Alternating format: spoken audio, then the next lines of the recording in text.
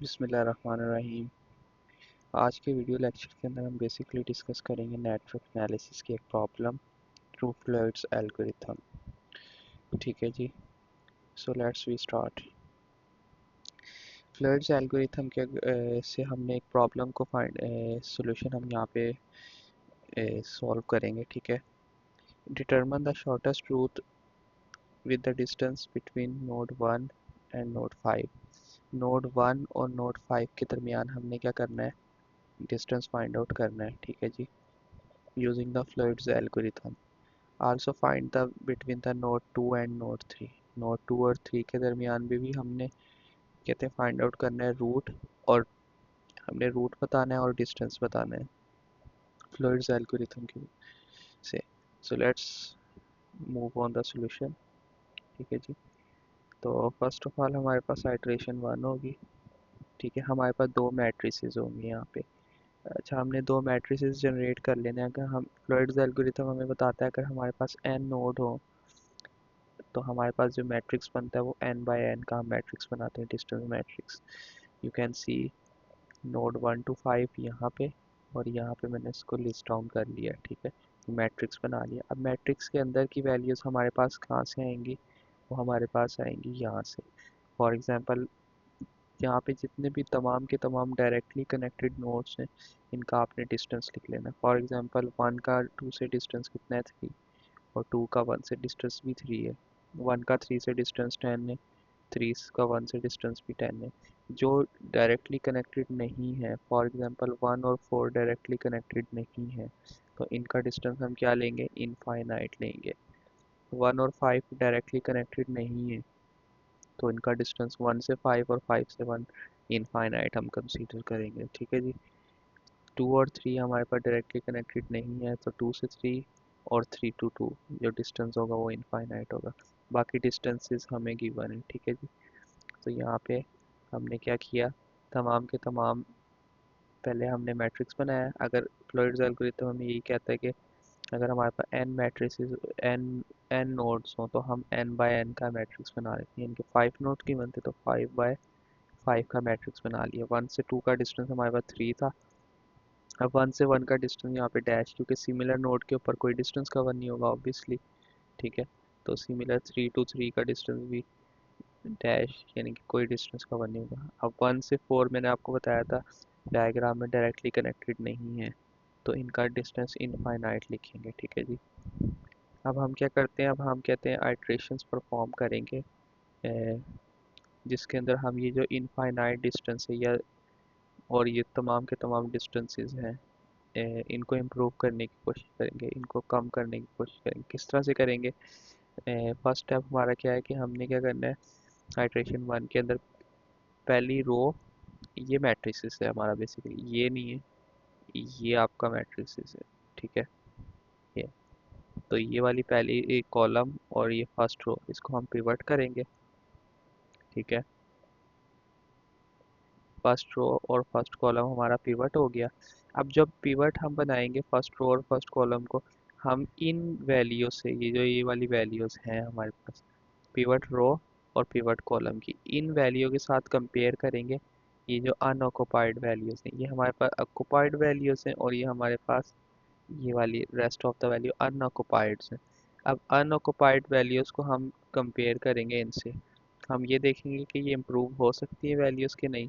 For example मैं आपको बताता हूँ, यहाँ से हम स्टार्ट करते हैं, ये इन्फिनिटी डिस्टेंस है, हमने इसको इम्प्रूव करना है। तो मैं इसको 3 और ये ऊपर 10, 3 + 10 से ये इम्प्रूव हो सकता है, यस।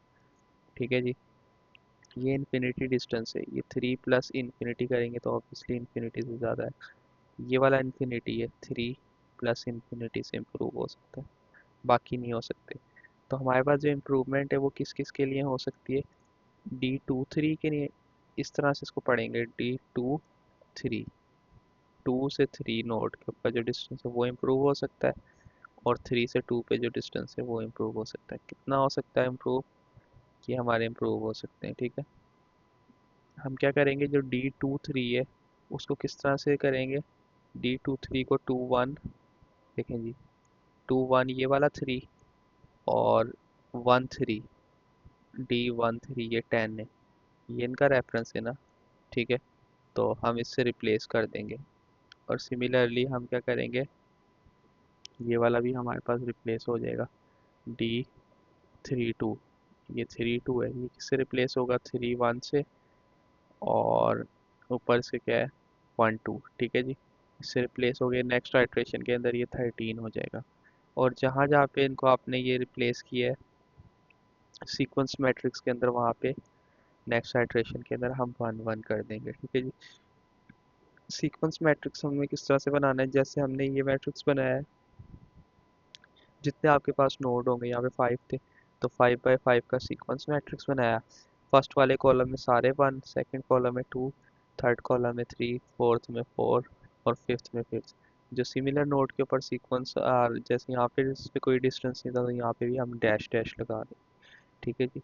आई होप कि आपको फर्स्ट आइट्रेशन क्लियर हो गई होगी। मैं मूव करता हूँ सेकंड आइट्रेशन की तरफ। आइट्रेशन 2, देखिए जी, अब ये जो हमारे पास है, हमने पिछली वाली आइट्रेशन में इनको इम्प्रूव करके 13 कर लिया था।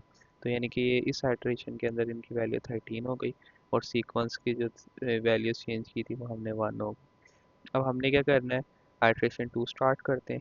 हमने पिवट बनाना है कॉलम 2 को और रो 2 को, ठीक है जी। कॉलम 2 और रो 2। अब कॉलम 2 और रो 2 हमारे पास ऑक्युपाइड हो गए, और तमाम के तमाम ये वाले जो है, ये वाली 3 वैल्यू, ये और ये अनऑक्युपाइड हो गए। अब यहाँ से मुझे नज़र आ रहा है ये वाली इन्फिनिटी इंप्रूव हो सकती है, देखें, 3, इसके नीचे क्या पड़ा हुआ है, 5, ये 8 हो सकती है इन्फिनिटी, ठीक है। एक ये इन्फिनिटी इंप्रूव हो सकती है, 3 + 5। अदर नहीं हो सकते, देखें, जैसे कि मैं अगर 10 की बात करूँ, 10 के ऊपर 3 है, ये 13, तो ये 16, इसका सम ज़्यादा हो जाएगा। सिमिलरली अगर मैं 6 की बात करूँ, 5 + 13 18 हो जाएगा, सम ज़्यादा हो जाएगा। ये 15 है, 13 प्लस इन्फिनिटी, तो इन्फिनिटी हो जाएगा, ये ज़्यादा हो जाएगा। ये 4 भी नहीं हो सकता, ये भी नहीं, ये भी नहीं, ठीक है जी। ये 10 भी नहीं हो सकता। जस्ट ये वाली इन्फिनिटी और ये वाली इन्फिनिटी इम्प्रूव हो सकती है, यानी कि हमारे पास D14 और D41 इम्प्रूव हो सकते हैं। Improvement index can be made for D14 and 41, ठीक है जी। ये दो इन्फिनिटीज़ इम्प्रूव हो सकती हैं। कैसे इम्प्रूव होगी, पहली इन्फिनिटी को इम्प्रूव करने के लिए D12 और D24 ऐड करना पड़ेगा हमें, ठीक है। 14 को इम्प्रूव करने के लिए 12 और 42। 12 कैसे, देखें जी, 1 और 2, ये 3 इसका रेफरेंस ये, और इस 5 का रेफरेंस क्या है हमारे पास, 2 4, तो 3 + 5 4, ठीक है जी। ये इम्प्रूव हो सकता है, और ये वाली इन्फिनिटी। 41 कैसे इम्प्रूव होगा, इसके अंदर क्या क्या ऐड करना पड़ेगा, 4 2, ये हमारे पास 5 वैल्यू, और ये हमारे पास 2 1, ठीक है जी। तो ये 8 हमारे पास हो जाएगा, और इन्हीं की जिस प्लेस के ऊपर इनका सीक्वेंस क्या हम करेंगे नेक्स्ट आइट्रेशन के अंदर, इसको हम इस सीक्वेंस को हम क्या करेंगे, 2 करेंगे, सेकेंड आइट्रेशन में हमने परफॉर्म किया। So let's move next iteration.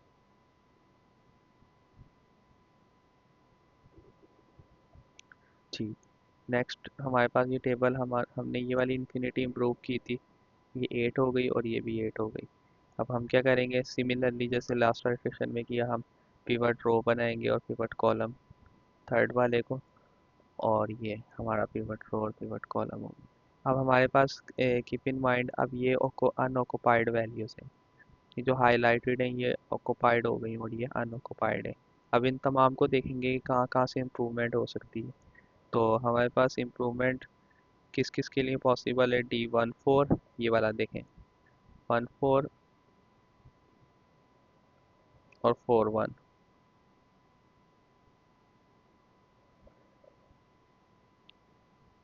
ये हमारे पास ये पॉसिबल है। ये बाय मिस्टेक 14 लिखा गया है, ये बेसिकली हमारे पास 15 और 25 है, ठीक है जी। D15 और D25, ठीक है जी। इसके लिए पॉसिबल है, किस तरह से पॉसिबल है, D15 हमारे पास है बेसिकली, और देखें जी, D15 कैसे इम्प्रूव हो सकता है, D13 ये 10, और D35 ऐड करके, ठीक है जी, क्लियर है। 10 + 15 30 25 हो जाएगा हमारे पास। और उसके सीक्वेंस के अंदर क्या आ जाएगा हमारे पास, इसके सीक्वेंस को हम कर देंगे नेक्स्ट आइट्रेशन के अंदर 3, क्योंकि हम 3 आइट्रेशन परफॉर्म कर रहे हैं। तो जो फोर्थ की इनपुट होगी उसके अंदर ये 3 होगा हमारे पास। और सेकेंड किसके अंदर इम्प्रूवमेंट हो सकती है, 2 5 में। 2 5 में कैसे हो सकती है, देखें जी, D 2 5, ये हमारे पास 2 5 है, तो 2 3 और 3 3 5 हमें ऐड करना पड़ेगा, 13 + 15 = 28। तो ये हमारी इम्प्रूवमेंट ये पॉसिबल है। और इसका जो हमारे पास सीक्वेंस होगा वो क्या हो जाएगा, नेक्स्ट आइट्रेशन में उसको हम कर देंगे 3 कर देंगे उसको। सो नेक्स्ट आइट्रेशन के ऊपर चलते हैं हम, आइट्रेशन 4 पे। आइट्रेशन 4 के ऊपर हमारे पास ये मैट्रिक्स बनता है, देखिए जी, हमने ये दो इम्प्रूवमेंट की थी लास्ट आइट्रेशन के अंदर, 25 और 28, और थर्ड आइट्रेशन में की थी, इसका नंबर हमने 3 दे दिया ऑलरेडी। सो अब हम यहाँ पे देखते हैं कि क्या हमारे पास फोर्थ रो और फोर्थ कॉलम हमारा पिवट होगा, ठीक है जी।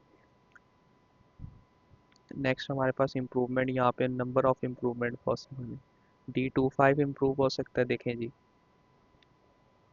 D 2 5, ये तमाम की तमाम इम्प्रूवमेंट पॉसिबल है हमारे पास।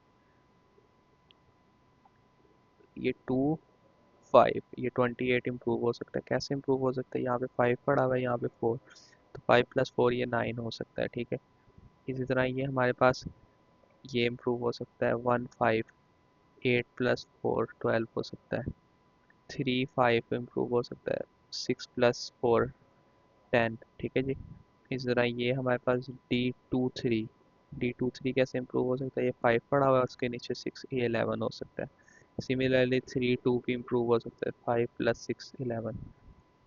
D 5 1 5 2 और 5 3 can also be improved. How? You can see this infinity can be improved using 8 plus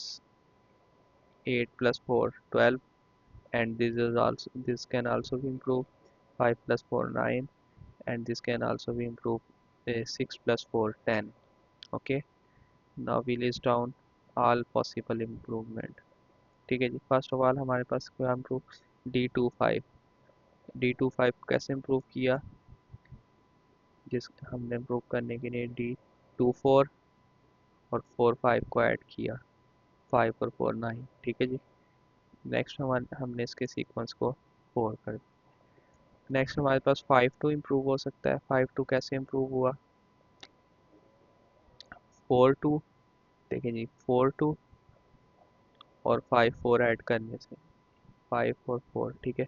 इसका रेफरेंस हमारे पास क्या है, D 4 2, और इसका रेफरेंस क्या है, D 5 4, ठीक है जी। इन दोनों को जब सम अप करते हैं इनकी वैल्यूज़ को, 4 और 5 की 9 ये इम्प्रूव हो सकता है। नेक्स्ट हमारे पास इसका सीक्वेंस भी हम 4 कर दें। नेक्स्ट हमारे पास क्या है, D 2 3, D 2 3 ये ऑलरेडी कंसीडर हो गया, 3 2,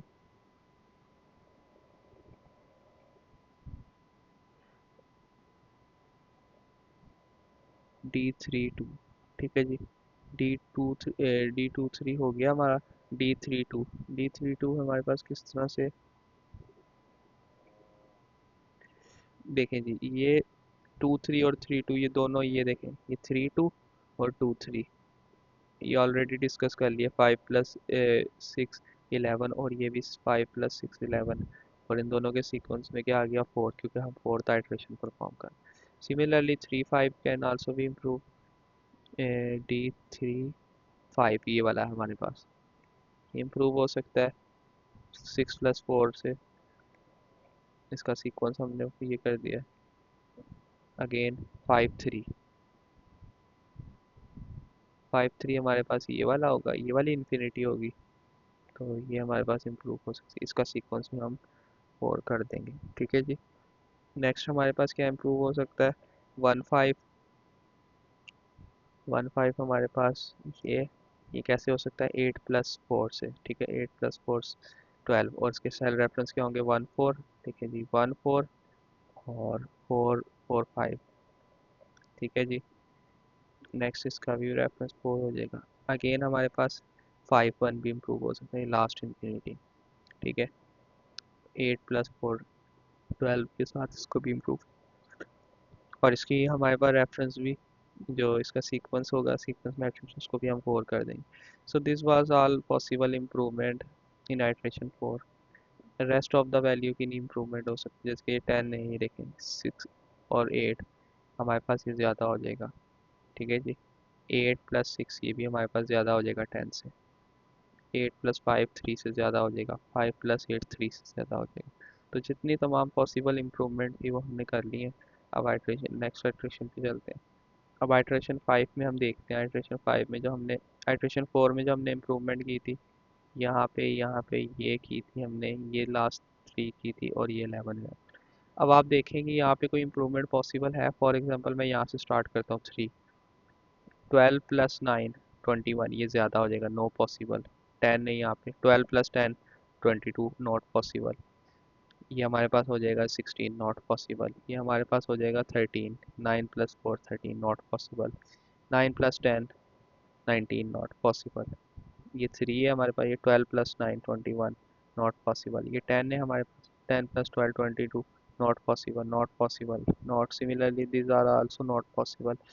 सो हमने ये देखा कि हमारे पास आइट्रेशन 5 में जितने हमारे पास नोड्स होंगे उतने हमने आइट्रेशंस परफॉर्म करनी है, और हमारे पास 5 आइट्रेशन के अंदर कोई हमारे पास इम्प्रूवमेंट नहीं है। तो आइट्रेशन 5 के अंदर जब हमने पिवट उसको बनाया, तो हमने देखा कि कोई फर्दर इम्प्रूवमेंट पॉसिबल नहीं है। अब हमने क्या करना है, हमने D1 से 5, हमें क्वेश्चन में क्या गिवन था, क्वेश्चन में क्या कहा था हमें, क्वेश्चन हमारा था 1 से 5 तक के दरमियान रूट बताना है, रूट बताना है, और शॉर्टेस्ट डिस्टेंस भी बताना है, और 2 से 3 का। तो हमने कहते हैं इसको देखा, और अब हम बताते हैं इसको डिस्टेंस कितना कवर किया। 1 से 5 का डिस्टेंस, आपने जो जिस आइट्रेशन पे आपका परफॉर्मेंस ऑप्टिमल आ जाएगी, फॉर एग्जांपल परफॉर्मेंस ऑप्टिमल आने से मुराद ये है कि आपका मैट्रिक्स ऑप्टिमल सोल्यूशन आ जाएगा जहाँ फर्दर इम्प्रूवमेंट पॉसिबल नहीं होंगी, तो वो आपका ऑप्टिमल सोल्यूशन होगा या ऑप्टिमल मैट्रिक्स आप कह सकते हैं। तो इसमें आपने 1 से 5 का डिस्टेंस देख सकते हैं, 1 से 5 का डिस्टेंस कितना है, 12 यूनिट्स। ठीक है, अब हमने रूट देखना है। 1 से 5 का जब हमने रूट देखना है, तो हमारी फर्स्ट वाली रो जो है वो सिलेक्टेड होगी। तो 1 से 5 पे जाने के लिए हमें 4 पे जाना पड़ता है ये। ठीक है, और 4 पे जाने के लिए हमें 2 पे जाना पड़ता है, और 2 पे जाने के लिए हमें 2 पे ही, जब ऊपर और नीचे वाले सेम आ जाए, तो ये जो ये नीचे वाली वैल्यू होगी वो डायरेक्टली कनेक्टेड होगी इस रो वैल्यू से, जिस रो के अंदर हम ऑब्जर्वेशन कर रहे होंगे। मैं दोबारा से क्लियर कर देता हूँ, हमने 1 से 5 पे जाना है। 1 से 5 पे जाने के लिए आपको 4 पे जाना पड़ रहा है। कीप इन माइंड जिस पर्टिकुलर रो की बात कर रहा हूँ मैं, वो फर्स्ट रो है। 1 से 5 पे, फॉर एग्जांपल अगर मैं 2 से 3 की बात करता, अभी मैं आगे वो भी करनी है, तो वो ये सेकंड रो अंडर ऑब्जर्वेशन होती। 1 से 5 पे जाना है, फर्स्ट रो ऑब्जर्वेशन है अंडर। 1 से 5 पे जाने के लिए हमें 4 पे जाना पड़ता है। ठीक है, और 4 पे जाने के लिए, क्योंकि 4 पे पहुंचेंगे तो 5 पे जाएंगे, तो पहले ज़रूरी है कि 4 पे पहुंचे, तो 4 पे पहुंचने के लिए 2 पे पहुंचना पड़ता है। ठीक है, तो 2 पे जब हम पहुंचते हैं, तो 2 पे पहुंचने के लिए 2 ही है नीचे। जब ऊपर और नीचे के कोई भी पर्टिकुलर नंबर सेम आ जाए, चाहे वो इधर आ जाए, इधर आ जाए, कहीं भी वो सेम आ जाए, या अगर हम ये वाली रो कंसीडर कर रहे हो, ये और ऊपर वाला नंबर सेम आ जाए, तो वो जो नंबर होता है जो सेम आया होता है वो डायरेक्टली कनेक्टेड होता है उसी रो के नंबर जहाँ से हम स्टार्ट हुए होते हैं। तो इट मीन्स कि 1 से हमें पहले 2 पे जाना पड़ेगा।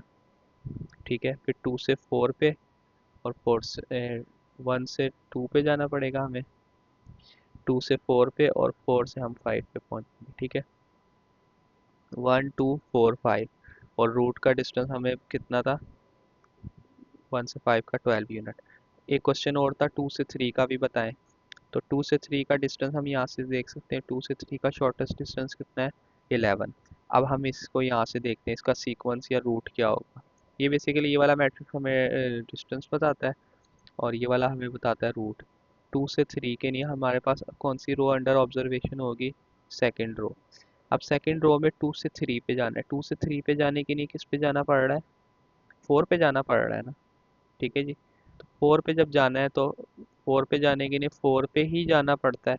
तो इसका मतलब ये जब ये ऊपर वाला और ये वाला सेम आ जाए तो ये वाला जो रो का वैल्यू होती है वो डायरेक्टली कनेक्टेड होती है इससे। ठीक है, इस ऊपर वाले से।